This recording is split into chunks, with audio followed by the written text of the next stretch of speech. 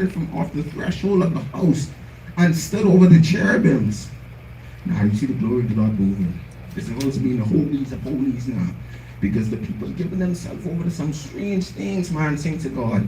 We living in a world where people now are giving themselves over to some strange things and then expecting the glory to still be there. We trying to figure out why there's no manifestation inside of the church. You know why there's no manifestation inside of the church? Because people left their prayer altar. Amen. My God. You leave your prayer altar and neglect your prayer altar and then expect the glory of the Lord to come in. No, it don't work like that. You can't just expect to come Saturday night and know you have church on Sunday and be like, oh God, I come cry out to you after all week you've been living like the devil. You think God can hear you? No, it will not.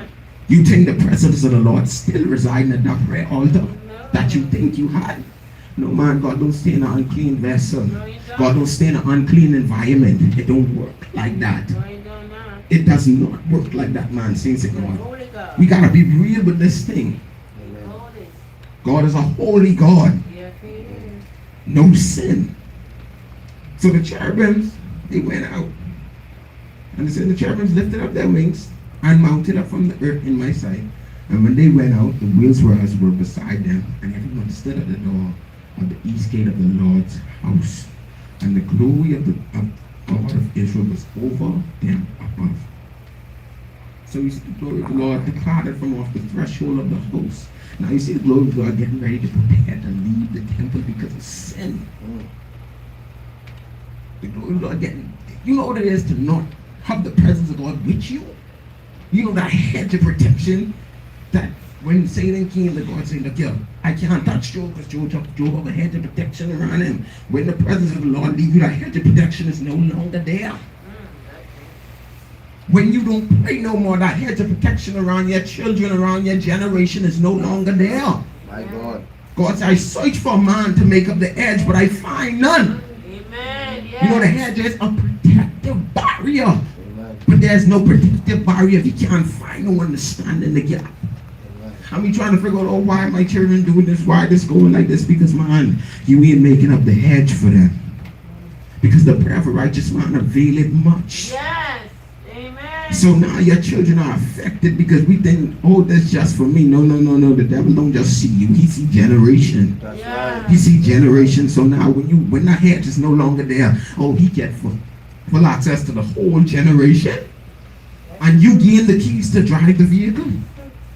Your dog ain't locked no more. That's like you having a car inside the parking lot and thinking that the windows down and everything and the TV ain't coming there with your purse or wallet inside there. You think the TV ain't gonna try to get in that car and take whatever he could take? No, man, you gotta be out your head. And so we see that the glory of the Lord, the presence of the Lord left the temple, getting ready to leave now. Getting ready to leave. Sometimes we see it, we know when we slipping away sometimes, and we just let it happen. We know one time ago, we used to be in the presence of the Lord an hour. And then you see that hour turn into 45 minutes. And then that 45 minutes turn into 15 minutes. And then you see that 15 minutes turn into no time one day. And then one day turn into 3 days. And then you continuously going on. And you let it slip and slip. That 3 days turn into 3 months. And that turn into 5 years. And then you're trying to figure out what's going on. Because you didn't catch it. My God. You did not catch it, man, saints of God. So now read Ezekiel chapter 8 and verse 5 and try to figure out why the glory of the Lord left this. Why? Why the glory of the Lord left? Why? Ezekiel chapter 8 and verse 5. You try to go why the glory of the Lord left. Because I don't want to go anywhere without the presence of the Lord going with me. Because anything liable to happen. Anything is liable to happen in the open when you have no hedge or shield protecting you, man, saints of God. Anything. So Ezekiel chapter 8 verse 5. This Ezekiel though. This Ezekiel. Ezekiel said, then he said unto me, Son of man, lift up thine eyes. Now that way toward the north. So I lifted up my eyes, the way toward the north. And behold northward at the gate of the altar, this image of jealousy in the entry. And verse 6 he said, furthermore unto me, Son of man, seest thou what they do? Even the great abominations that the house of Israel committed here. That I should go far off from my sanctuary, but turn thee yet again, and thou shalt see greater abominations. So that means they was doing some crazy things. There's abominations now unto God. And they expect God to stay inside this holy place, man, saints of God. We still didn't know rebuilding your prayer altar, because if you know you haven't been in that place, that secret place where God had you to be, there's some things that cause you to slip away from there. It ain't just you make up your mind and be like, okay, I'm gonna start going inside the presence of the Lord. No. That take time. That take time. It was a seed, and you let that seed turn into a tree. So it ain't just happening one day. The devil ain't come there and say, no, stop praying, man. But he let something else come there and begin to take the place of that time you used to spend with God now. So that's the hour cut in half. That 30 minutes cut in half now. And now the devil gain all kind of access, because you ain't on watch no more. You beginning to fall asleep, man, saints of God. You beginning to fall asleep inside of this presence of God. And so now Elijah repaired the broken altar. And he made a trench round about the altar. And guess what? Why he made the trench? Because he didn't want these people to think, look here, this fire come down from the earth, or there's some kind of trick on nothing. But he placed the altar, and he used 12 stones that represented the tribes of Israel. Man, saints of God.